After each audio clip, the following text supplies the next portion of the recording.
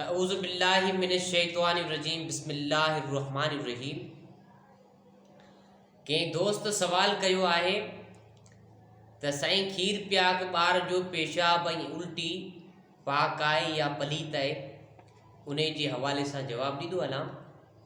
जेको ॿारु नंढो हूंदो आहे पोइ उन जो पेशाब या उल्टी पाक आहे या पलीत आहे त हिकु ॾींहुं वारे खीर पियाक ॿार जो पेशाब बि अहिड़ी तरह ई नापाक आहे जहिड़ी तरह आम माण्हुनि जो।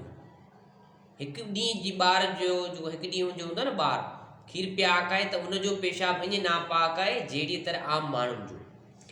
बहार शरीयत जुल्द नंबर पहिरियों सुफ़ो नंबर 380 ते इहा ॻाल्हि मौजूदु लिखियलु आहे। इन जो दलील बि आहे त हिकु ॾींहं जो ॿारु जेकॾहिं आहे ऐं खीर पियाक आहे त उन जो पेशाब ईअं नापाक आहे जीअं आम माण्हुनि जो। ऐं उन खां अलावा खीर पियाक ॿारु उल्टी करे कढियो ऐं उहो वात भरियलु आहे त उहो बि पेशाब वांगुरु नापाक आहे। हा, जेकॾहिं खीर मैदे ताईं नाहे पिए थो रुॻो सीने ताईं पइजी वापसि आयो त पाक आहे। यानी ॿारु उल्टी जेको खीर पीतो ॿारु उल्टी करे ॿाहिरि कढियो वात भरियल सां त उहो पर नापाक आहे। पर एसि ताईं जो उनखे खीर अंदरि न वियो सीने ताईं आयो ऐं पइजी करे वापसि आयो त पोइ पाक आहे।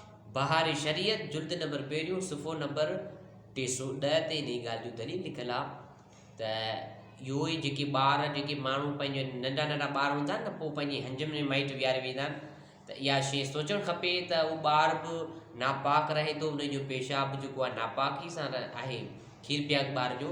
त माण्हू पोइ वरी छा कंदा आहिनि, चवंदा आहिनि त बसि ॿार जो पेशाब पाक आहे, भले 8-10 महीननि जो थी वञे उन जो पेशाब पाक आहे, को मसइलो ई कोन्हे, उन सां नमाज़ पढ़जी वेंदी। त इन्हनि शयुनि जो एहतियात करणु खपे। नियाणी हुजे छोकिरो हुजे जेकॾहिं उहो खीर पियाक ॿारु आहे त उन जो पेशाब भले हिकु ॾींहं जो त बि नापाक रहे थो। ॿार शरीर में इन जो दलील आहे। ऐं माण्हू उन शइ जो ख़्यालु कोन था कनि त माण्हू खे खपे त ख़्यालु कनि इन शइ जो, पाक शइ जो ऐं नापाक कहिड़ी शइ आहे पाक कहिड़ी शइ आहे इन जो बिल्कुलु ख़्यालु रखणु खपे। असां मुस्लमान आहियूं, पाकाई त हुजणु ज़रूरी आहे। अल्लाह से सभिनी मुस्लमान खे दीनी मसला सभिनी तौफ़ीक़ अता फ़रमाए। वमा अलैना इल्लल बलाग।